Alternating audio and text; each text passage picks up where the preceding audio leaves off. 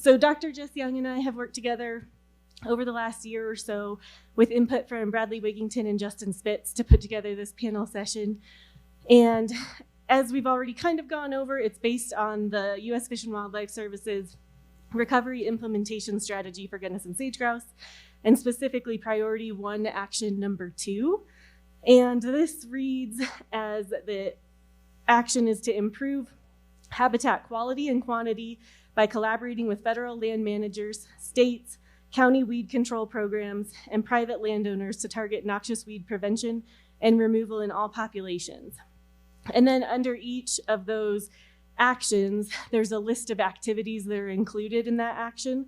And so different activities in this action include mapping infestations, identifying treatment opportunities on private and public lands, identifying vectors of noxious weed spread, implementing large-scale and cross-boundary treatments, monitoring those treatments, planting and reseeding native plants, and more.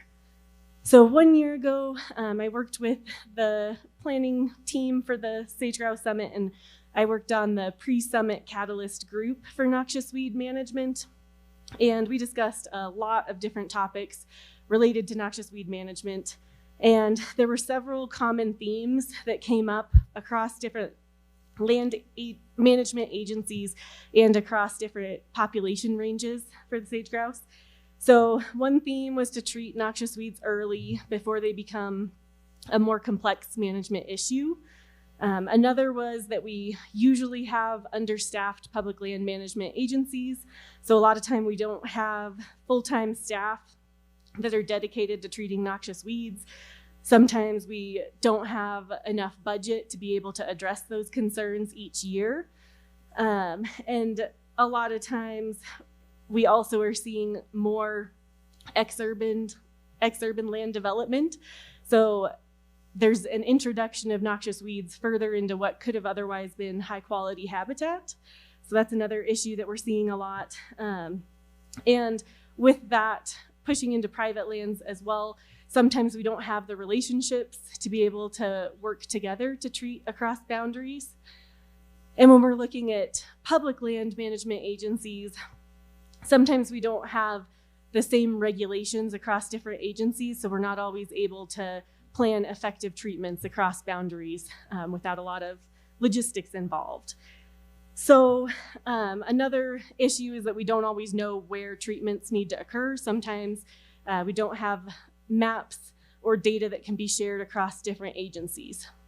So those were some of the challenges that were identified in the pre-summit Catalyst group meeting. And so with that, we wanted to highlight some of those issues in this panel session.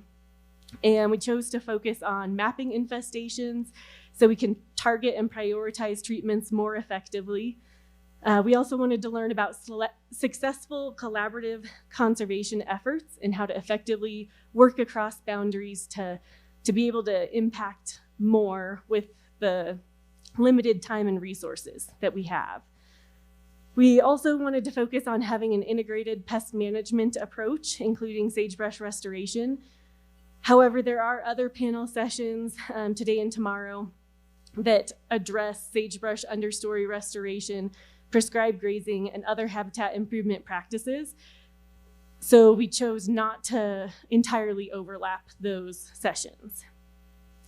We did want to focus on cheatgrass as a model for this panel session because it's present throughout the range of the Gunnison sage grouse, and we view it as a pretty significant threat in the Gunnison Basin.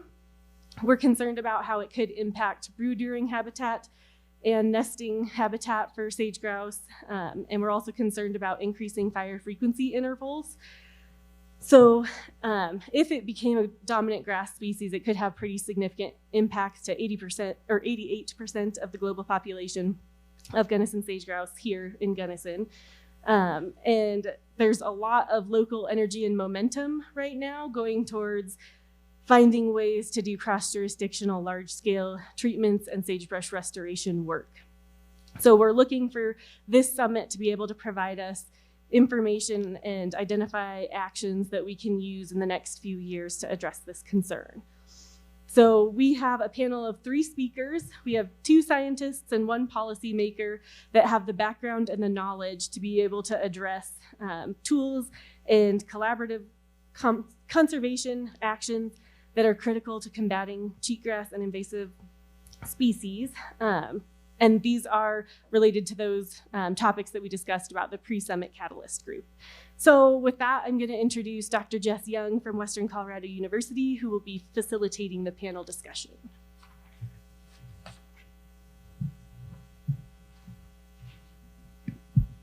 Thanks, Aleshia. That was really well stated for both what our intention is and the need.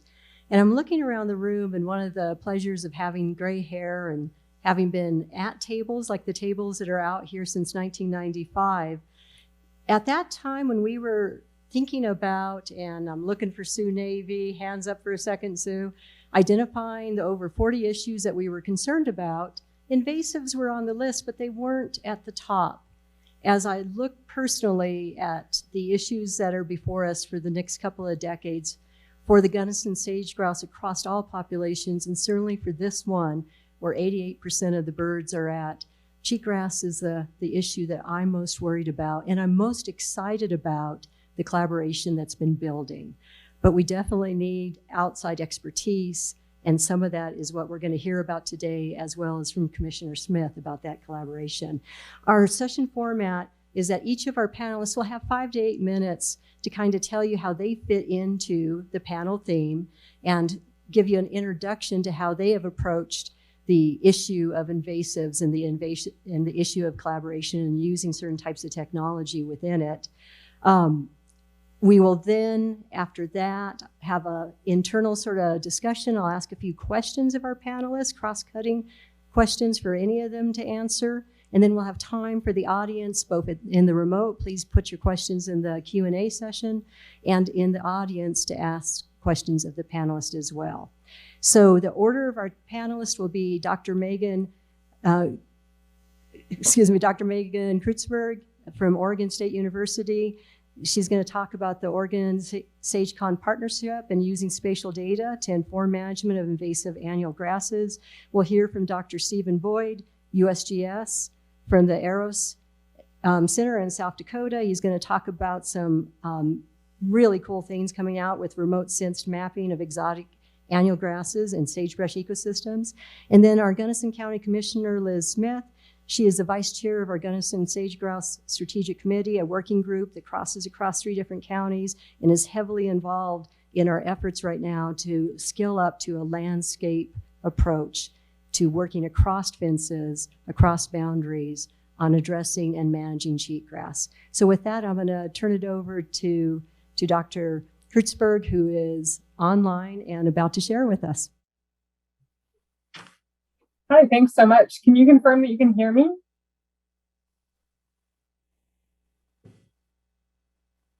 I'm not hearing confirmation that you can hear me, but I will assume you can hear me unless someone stops me. You're good. Okay, great. Just wanted to make sure. So hi, everyone. I'm Megan Creutzburg. Thank you for having me. It's great to be here, and it's really fun to see the video of everyone around tables coming together. I've not been in person to any meetings yet since the pandemic started. So I really look forward to an opportunity to see many of you in the near future, I hope, in person. So I'm going to talk about the Oregon SageCon partnership and some of our work on invasive annual grasses. For those of you that don't know what SageCon is, it's a collaborative group of stakeholders across federal, state, local levels, representing a really wide range of agency, interest groups, all kinds of stakeholders. Came together originally actually around renewable energy, then around the greater sage grouse. We don't have Gunnison sage grouse in Oregon, but we do have greater sage grouse. And we're continuing to work together on sort of promoting resilience of rangeland ecosystems in Oregon. And invasive annual grasses are probably the biggest threat. And so I'm going to talk today about some of our efforts in the state to use geospatial data. So go ahead and go on to the next slide. Geospatial data and sort of spatial prioritization has always been a pretty big part of the SageCon partnership. It was part of the state sage grouse action plan in 2015. But really back then in 2013, 2014, the spatial data was pretty rudimentary. We didn't have a lot of it. Since 2015, of course, as many of you know, the number of spatial data sets and tools has really exploded. Probably many of you saw the recent compendium of invasive annual grass data sets. There were 23 that met the criteria of this review. I think there are even more out there. Really a lot of spatial data out there. So really big opportunity, right? To use this, all these new data sets, this improved spatial data on landscape scale planning, prioritization. We can now look at trends over time, really in a much more sophisticated way. It is also quite overwhelming for many users. And at the end of my talk, I have some links to some guidance we've put together on trying to sort of understand all these different data sets. But I'm going to hone in today, if you go to the next slide, on the mapping we've done in Oregon. So, you know, one thing that we've done to sort of try to hone in and really add value, use these spatial data sets in a really focused way for focused applications, is we've created what I'm calling synthesis maps, which sort of distill lots of complex information and also correspond to sort of a broader management framework. So on the left side of this slide here, there's kind of a list of these functional group maps or individual data sets that we have then combined into a couple of different types of synthesis maps in the state. So at the sort of top right there, our threat-based ecostate map pulls together information on shrub, tree, annual and perennial herbaceous cover, and is really sort of a communication tool for trying to identify and communicate about the primary threats, being invasive annual grasses, juniper, fire, in Oregon. And it corresponds to this framework that has been around long before many of these spatial data sets sort of came to be. I'm going to focus the rest of my talk on the one in the lower right here, our invasives geographic strategy map. So again, this pulls together kind of multiple data sets. We wanted to know about the herbaceous composition, not just where the annual herbaceous, the annual grasses are, the things that we're managing against, but also the perennial herbaceous plants. You know, the perennials are really the key to kind of that stability of the site. And then we pulled in the resistance and resilience maps, the R&R maps that many of you know about, as sort of a measure of that site potential and the resistance to invasion, the resilience to disturbance. And we combine these three maps into our invasives geographic strategy map. So if you go to the next slide, I'll kind of walk through what this is. So again, this synthesis map is really built to kind of support a strategy or a broader framework. In this case, it's the Defend and Grow the Core framework. Probably many of you have heard this. It was really sort of championed by the Western Association of Fish and Wildlife Agencies, the Western Governors Association. I know it's really caught on in states like Idaho and Wyoming. And so we didn't, you know, invent this strategy, but we sort of joined the bandwagon and have tried to use this, you know, sort of spatial representation of this Defend and Grow the Core strategy to kind of bridge that gap between the data sets and then the decisions and sort of management on the ground. And this strategy really emphasizes proactive management. We're finding places that are not invaded or don't have much invasion and focusing there. So within this, the way we built this map in Oregon, we actually built two maps for different sort of products and different scales. So you can see the sort of whole state of Oregon here with a generalized strategy map that really sort of spatially generalizes, only has three categories of core, transitioning, and degraded. And you can really pick out those blue areas of core, sort of intact core, and then the yellow areas surrounding those where you may be you know, moving into some sort of growing the core. And then we also built a much finer scale product, which you can see in the lower right, the management strategy map. So this is really tearing down to sort of the local level, still local landscapes, and getting into some of the nuances of what sort of limiting factors you might run into in terms of, are there perennials still there? Is the site resistance and resilience low? And so we're trying to really operationalize these maps sort of beyond just the question of sort of where is the problem, where is it most prevalent, to where should we prioritize work, sort of get the most bang for our buck, and move forward with this defend and grow the core framework. There are lots of different things you need to consider when you're trying to figure out what to do on the ground, but this can help with kind of some of those initial steps. Okay, so on to the next slide. So kind of diving a little bit more into how we're trying to use these maps. I really like to think of these types of maps as a discussion support tool.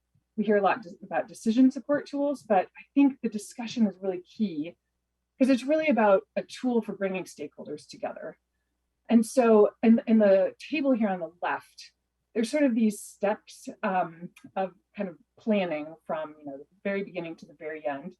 And I think maps can be really helpful in many of these steps and sort of these initial inventory and assessment, setting goals, setting a strategy and prioritization, and really using the maps to help local stakeholders answer these questions, sort of ask and answer these questions. So we're not using these maps as sort of a top-down delivery of science, but more of a tool to get the local stakeholders really engaged in asking these questions and thinking about how they want to tackle these big landscapes.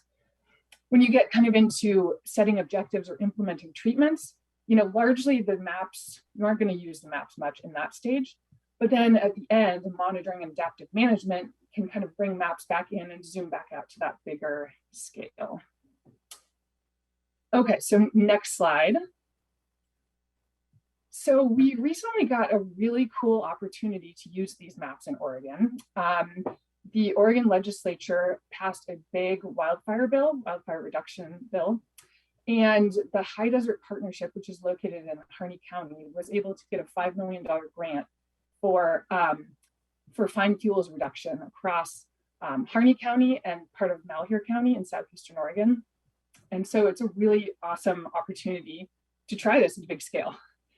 So on the left, you can see this is where the group used this generalized geographic strategy maps. You can see the blues and yellows and pinks overlaid the fire risk map and also the sage grouse priority area maps, and really tried to hone in on where these treatments might occur. They actually used the finer scale management strategy map as well to try to identify places where you might need to just spray and not seed, sort of some more proactive management. And on the right here, you can see this is sort of the treatments that they decided on. There was a lot of work that had already happened in this landscape. This is zooming in, but it crosses BLM land, which is shown in sort of the orange, private land in the white, and state land in the blue.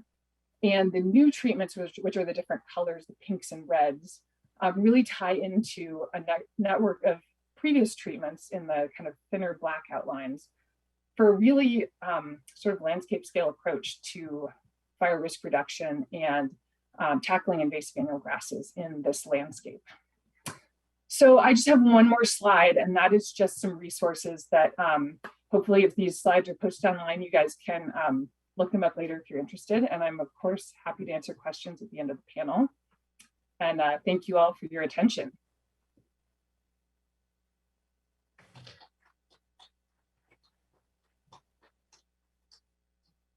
Thanks so much. We really appreciate both the looking at the maps and understanding how you utilize those. Dr. Boyd.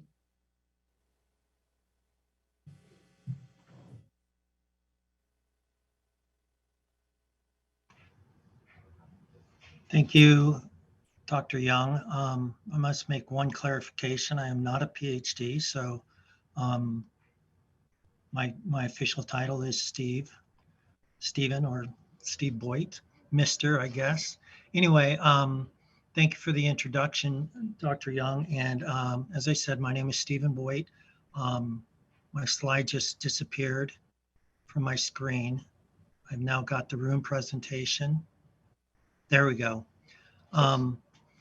Again, I'm from the Earth Resources Observation and Science Center, which is better known as AROS. It's a United States Geological Survey facility near Sioux Falls, South Dakota. And today I want to talk to you about work that we've been doing for several years, about 10, 11, 12 years now. We've been mapping invasive or exotic annual grasses in sagebrush ecosystems. It started in the Northern Great Basin, and we focused mainly on cheatgrass. Next slide, please. A little bit of background. As I said, we've been developing exotic annual grass maps since about 2011-12, and we started developing early estimates in 2015, and we released that on ScienceBase and have an associated publication in Rangelands Magazine or Rangelands Journal. We did this, we started the early estimates at the behest of Don Major, who's a BLM employee. It was his advice to do this, thought it would be helpful for people developing, land managers and fire scientists developing management plans early in the fire season. We started developing these maps using a 250 meter spatial resolution product or remote sensing product called MODIS. And in 2020, we switched to a 30 meter spatial resolution product that's developed by and released by NASA. It's publicly available. It's called Harmonized Landsat Sentinel Data. And at the same time, we shifted to using BLM AIM data for our training purposes.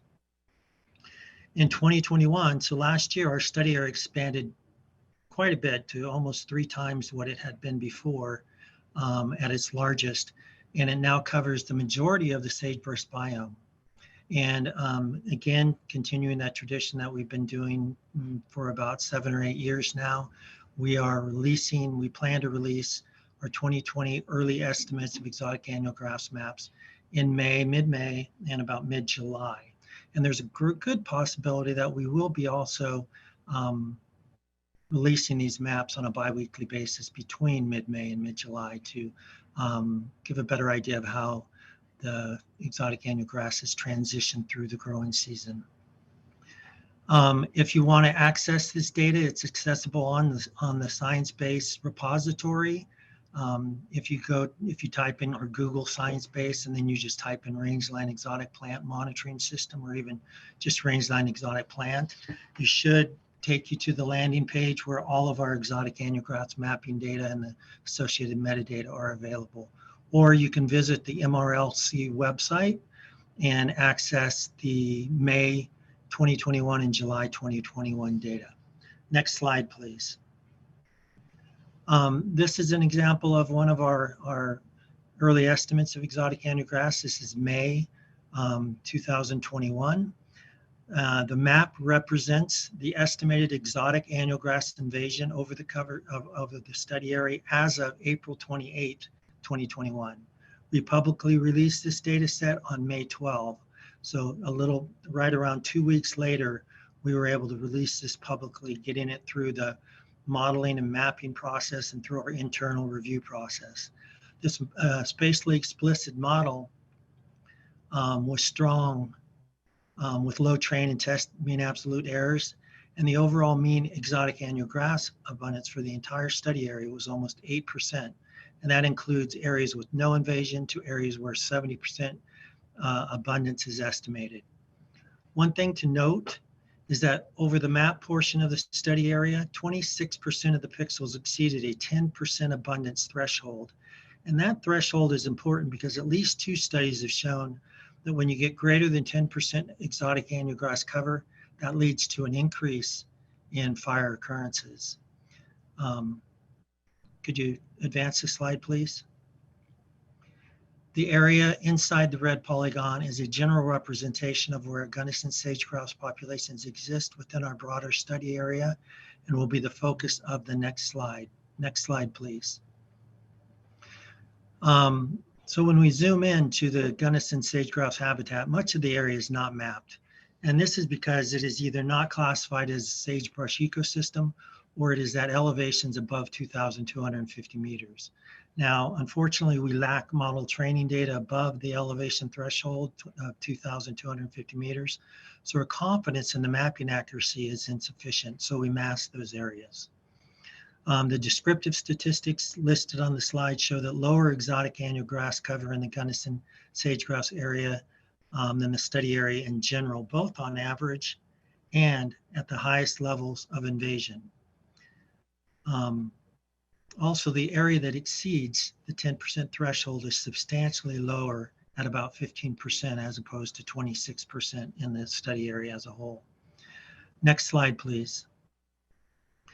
Now, when we zoom in even further to the vicinity of the Pinyon Mesa population of the Gunnison sage-grouse overall range, we have added red polygons that represent perimeters of fires that have burned since 1984. Fire is just one disturbance that can lead to exotic annual grass invasion, especially multiple fires or when multiple fires burn in the same area. And except for 2 fires, and I wish I could highlight my my highlighter and circle those, but I guess the one fire is listed as burning in 1989, but all fires except for 2 shown on this map show substantial exotic annual grass invasion. The 2 fires with the lower invasion rates are at elevations above 2,000 meters, which in different study areas and in past studies have been shown to be a barrier to substantial cheatgrass invasion. Next slide, or advance the slide, please. I have overlaid black polygons, and these black polygons represent the Pinyon Mesa area of the overall Gunnison sage-grouse range. Again, advance the slide, please. The red arrows show where the Pinyon Mesa populations overlap fires, and they are highly invaded. And advance the slide again, please. And this is an area, most of the area that is in the Pinyon Mesa population has not experienced fire. And you can see here that much of that is low, invaded, the invasion is very low and not as profound as in the areas where the fires overlap. Next slide, please.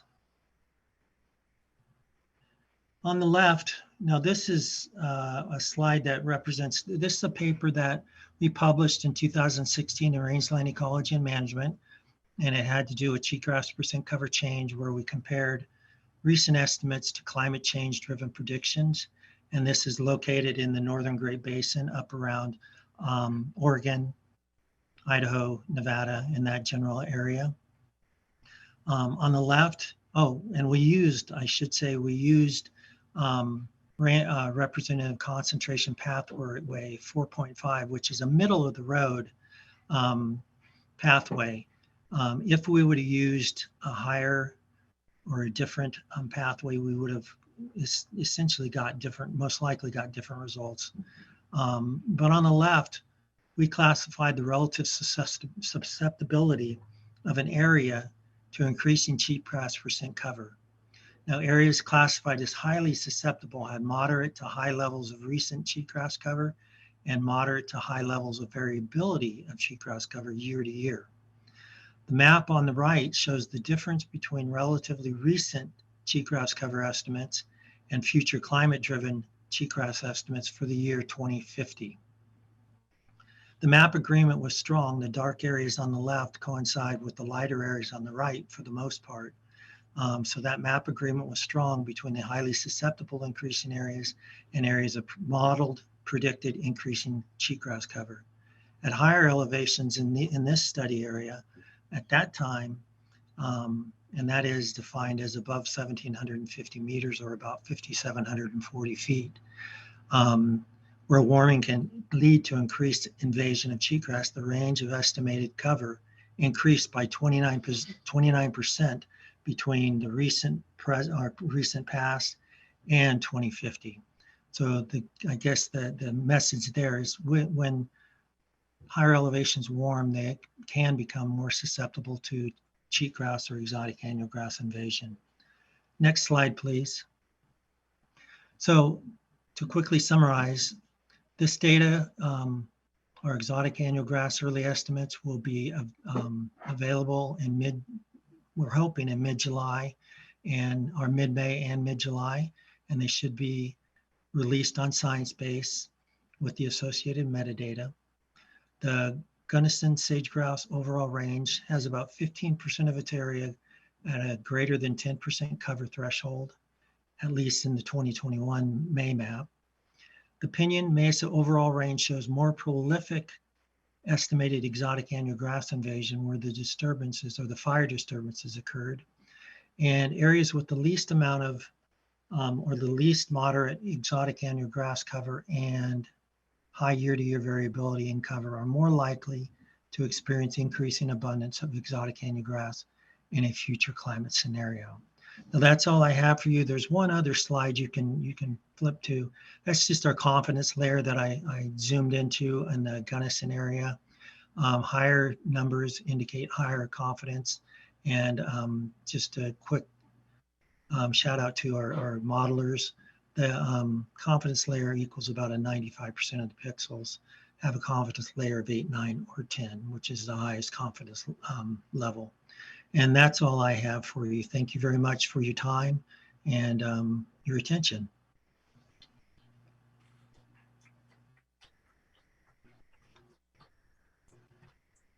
Thanks so much, Steve. I appreciate that, and appreciate how that data is so available for us as we head toward decision making.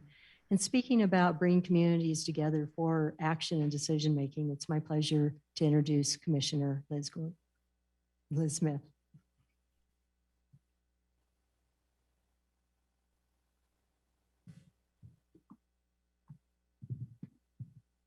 Well, thank you all so much for having me here today. And I want to say that I stand before you here filled with just gratitude for how much work is ongoing with the research, data collection, and advocacy in the service of working to protect the Gunnison sage grouse.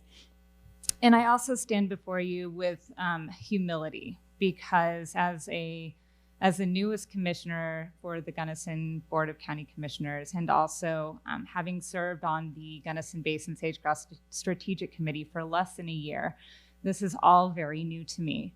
And I'm learning a lot. And all the experts in this room have so much to offer, and I'm really grateful for this opportunity to bring all of us together in this type of forum.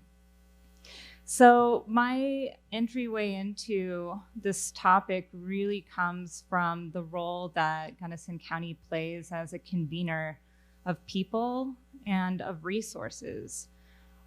When I came on to the Gunnison Basin Sage Grouse Strategic Committee, Dr. Jess Young was one of the first people who approached me, but other people did as well, to emphasize how urgent the need was to address the cheatgrass invasion in our basin for the future of the bird. And I think that as we've seen from the other panelists who have just spoken, it is sobering to see with the challenges that we're facing in climate change and ongoing drought, that this isn't something that we can expect will go away without active and focused effort. And so with that in mind, my objective became to start pulling together the right people and resources. One of the things that we've done on the committee is open up an at-large position so that people like Jess can come, and we have the right people at the table to inform this decision-making and make sure that we come up with a plan that's going to work. When it comes to the county's role, historically, we have been players in trying to do this work of protecting the Gunnison sage grouse. And I just see this as a new evolution in that effort.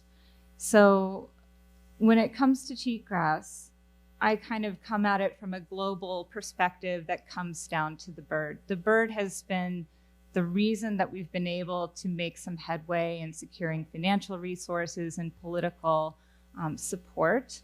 But I think that we recognize that this is all symptomatic of larger structural changes when it comes to our climate, when it comes to drought, when it comes to the fires that we've seen on the Front Range, the Marshall fires. I think that this has all been a pretty big wake-up call for what ecosystem health and listed species challenges looks like as we try and protect our habitat, protect our ecosystems, and keeping these things intact.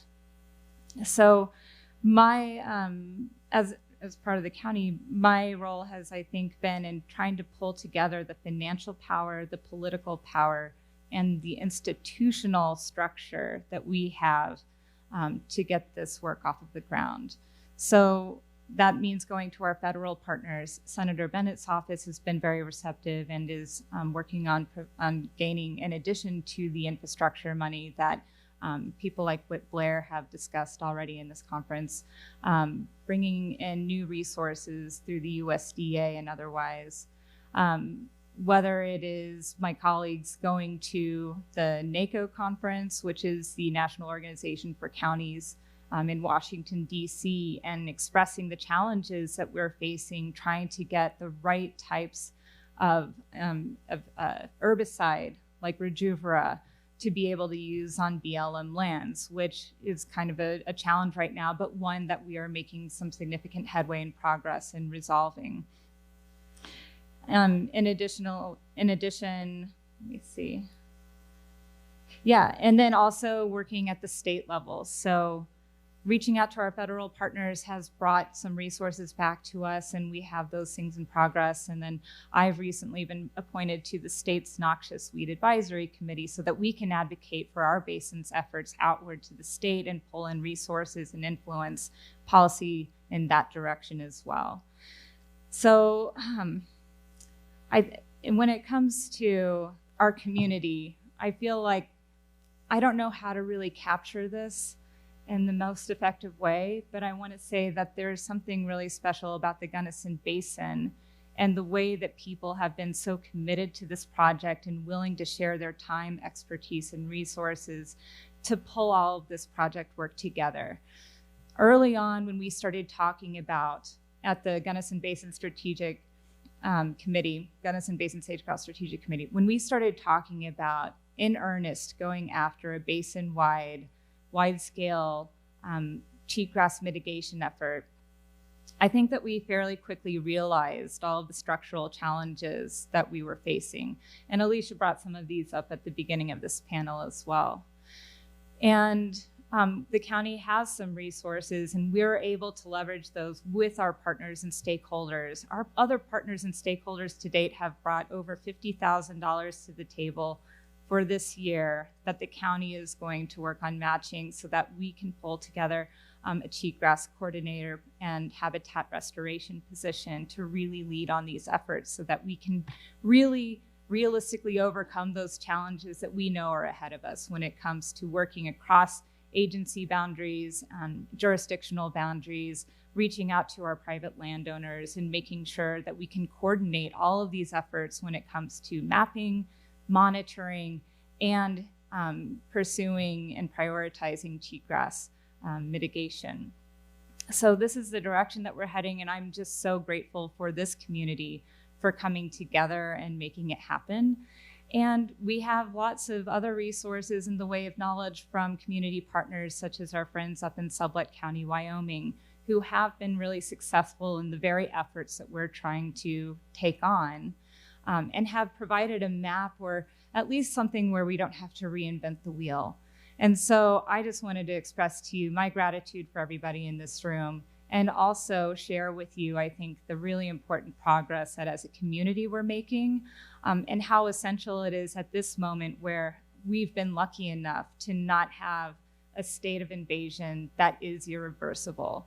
We will never eradicate cheatgrass, I think we all know that, but I think that we can make a really big difference when it comes to preserving the ecosystem that we know is essential for the Gunnison sage-grouse to continue to survive and be resilient and do well in our community. And just thank you so much for having me.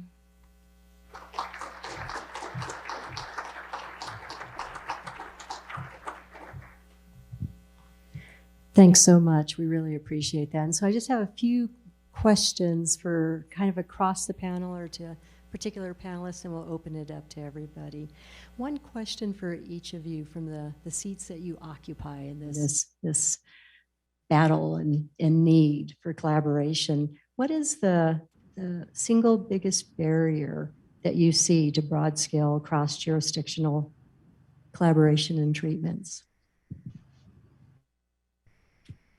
And feel free for our friends from the distance just to unmute and jump in.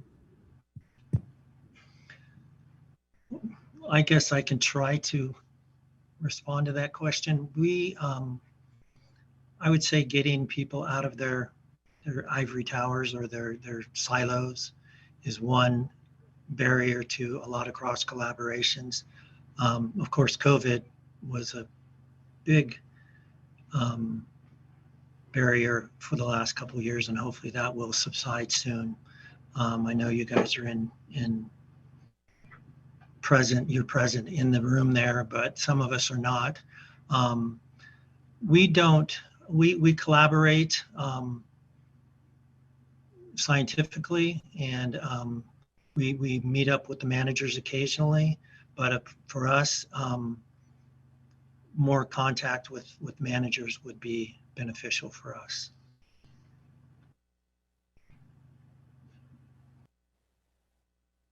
I could jump in here. I think there are a lot of barriers, right? It's hard to pick out a single one. Maybe I'll pick out two, from my observations. You know, one is patience.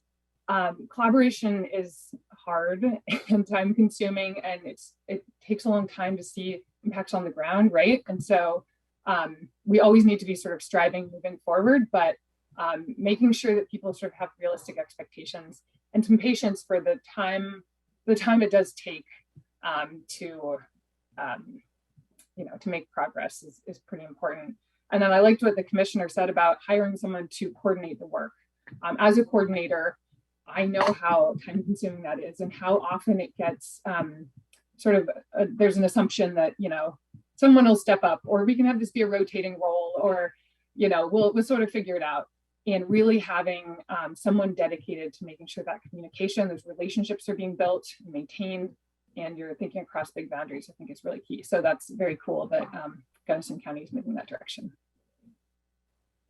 And I think that I would echo the comments about patience and just the realities that we're facing as a community when it comes to utilizing our resources. This type of project requires a lot of coordination. There are a lot of challenges that have been mapped out, but then we also have bigger structural challenges that relate to our people power. So we have a very difficult time. I know that this is true of the land agencies as well, finding people to hire. We're lucky as a district to have a weed commission, but we are down one critical person this year already. And so being able to not only have the vision and the strategic plan to execute a mitigation effort like this, that is one major hurdle, certainly, but then also collecting the resources in terms of just gathering the people power to be able to do it, I think is one that we're going to have to be really deliberate about and have some patience about. That sounds also like a great thing to tell this audience. We're looking for people, and we're about to have a coordinator position. So happy to hear that one as well. Megan, I want to kind of put a plug in everybody's ear about the SageCon dashboard that you and your partners have developed, and encourage everybody to take a look at that. Can you talk a little bit about how that was developed and how that's being utilized? I think it's a really incredibly visually powerful tool. Well, first of all, thank you very much. So the SageCon dashboard is essentially a kind of a communication tool that we put together for the SageCon partnership to just kind of look at, where we're at with the various threats, what is happening in terms of the actions, sort of opportunities, efforts, and sort of where we stand with where we're at. And there's some, for those of you that are scientists in the crowd, it's very boiled down, sort of very visually oriented, very sort of generally for a general audience. And then we put together some sort of supplemental reports. So, on the subject of mapping, one of our sort of topics was rangeland conditions, overall rangeland condition. We actually used those threat-based ecostates that I talked about really briefly and sort of glossed over in my talk, and then put together a report that dove in a little more deeper in different parts of Oregon in terms of where the threats are, how severe they are. But in the dashboard, there's this really high level that, ideally most folks could understand, maybe not, entirely the general public that's unfamiliar with issues, but, folks that are not scientists, really, really general across the board. And so I think it's been helpful for us in kind of highlighting where we're at, what we're doing, and kind of reminding people about sort of our common purpose. SageCon's been around for over 10 years, or about 10 years now. And so it's been, which is great because there's so much sort of momentum there, but it's also been long enough that there's a lot of turnover. Very few people, including myself, I was not in partnership originally. So it's helped us kind of come back to sort of the common ground and the purpose of the partnership and kind of get people on board. Was there anything else specifically you wanted to ask me about with that, Jessica? Or?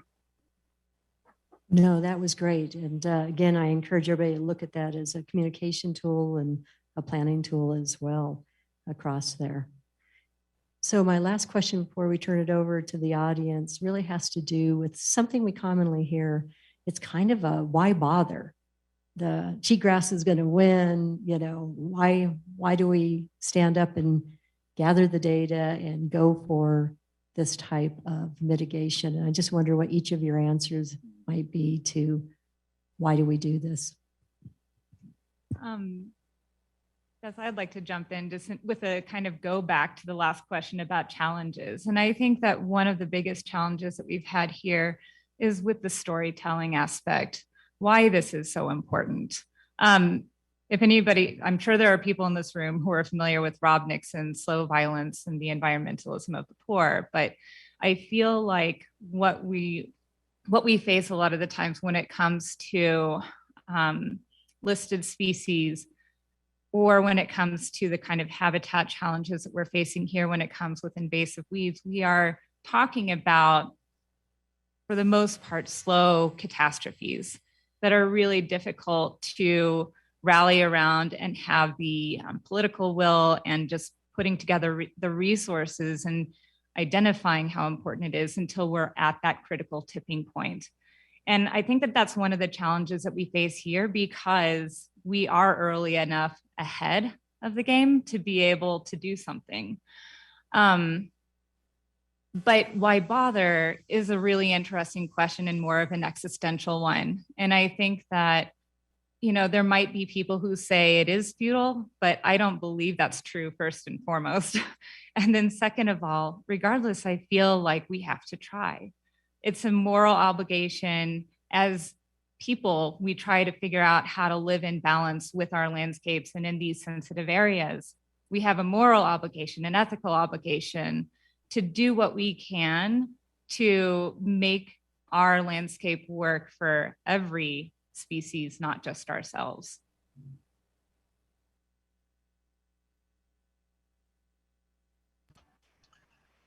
I would echo the comments just made, especially the one about it's a moral obligation. In some ways, you could use a chronic illness analogy, that the longer you live with the chronic illness, perhaps the greater the chance that there will become a solution to your illness.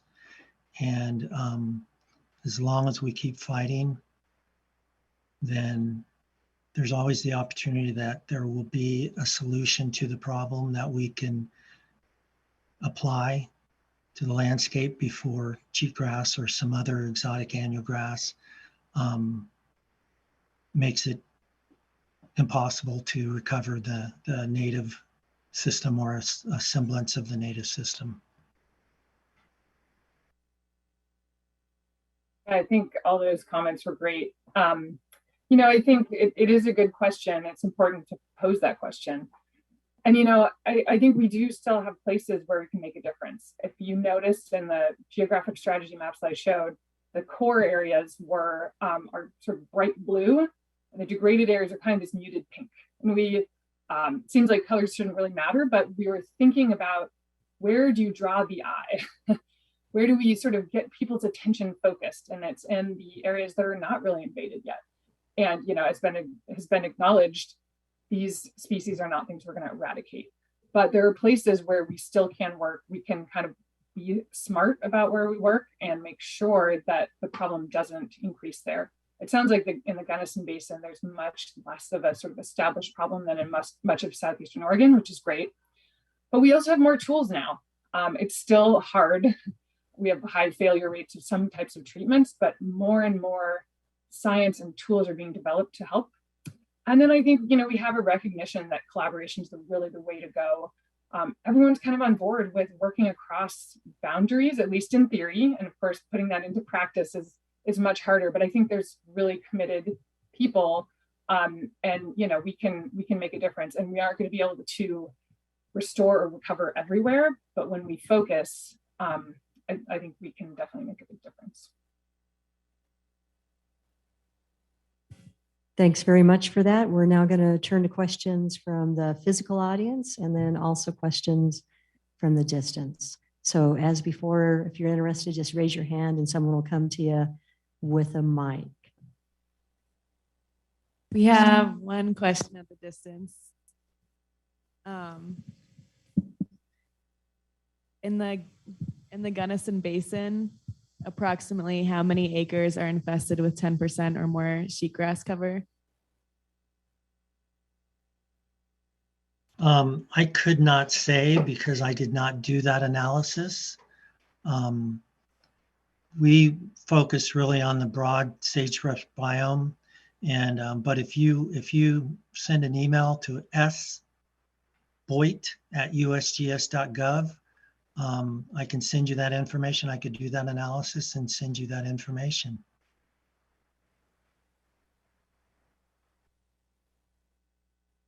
All right, thanks everyone for that great talk.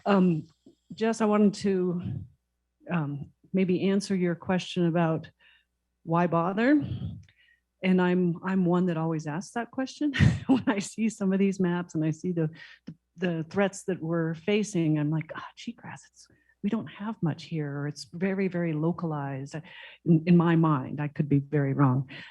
But when I look at the Great Basin and I look at the type conversions of thousands and thousands of acres of sagebrush that have become cheatgrass and then have burned and become cheatgrass again, and the sagebrush is gone. And I would hate to get to that point in our populations. So that's why I think I want you guys to bother.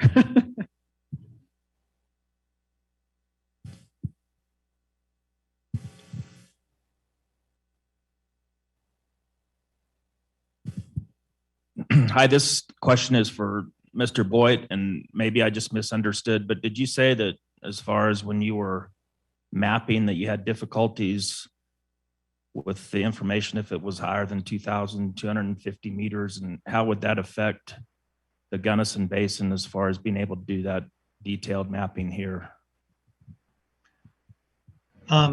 Basically, we have models. We train our models with our field-based data.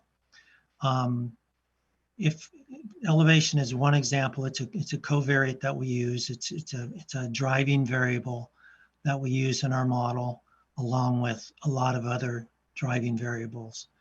If you don't have in the model, for example, with elevation, if I don't have very many examples of invaded areas above, or even non-invaded areas above 2,250 meters, then the model is not going to be able to replicate that very well. It's like training a basketball player to play point guard, and then in the most important game of the year, asking them to go play center. They haven't been trained to do that, and the response is not going to probably be very effective. And so that's what we're talking about. Now, we use BLM AIM data, and we're looking to access forest inventory and analysis data, which has some higher elevation data points which would help us if they're in the Gunnison range, Gunnison sage-grouse range. It would help us map at higher elevations. But without the training data to train our models at those higher elevations, the mapping's been done, but like I said in the presentation, we're not necessarily extremely confident with the results. I hope I answered your question. Thank you.